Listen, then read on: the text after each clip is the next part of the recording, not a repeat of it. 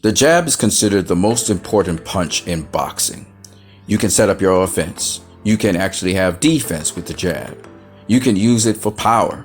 Sugar Ray Robinson exemplified this by using the jab religiously in his fights against his opponents.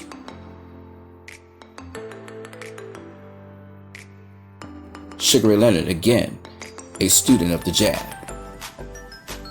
But actually in boxing, the lead hand is the important thing. And you don't have to use just your jabbing hand. You could use also your power hand as your lead hand.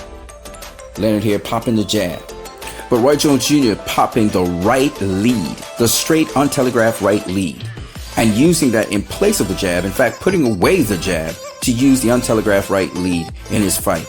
That was his jab. Now this was against the southpaw, but nonetheless, he was actually just using the untelegraphed right lead throughout that fight.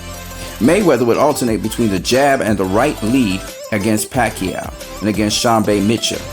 As you can see, the untelegraphed right hand can be used almost like a jab. And you can also use the jab as well.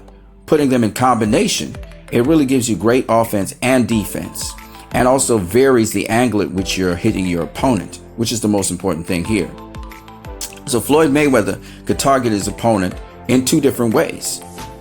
Here he's using the untelegraphed lead right, and this time against an orthodox fighter. Now Manny Pacquiao in the southpaw stance would use the untelegraphed lead left from low to high, and he did it in several different ways, as well as Vasily Lomachenko.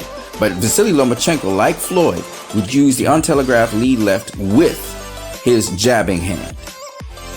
Here it's demonstrated in beautiful detail. Jabbing with his right hand and then using the untelegraphed lead left. Right here. Floyd demonstrates the orthodox version. This opens up more offensive opportunities.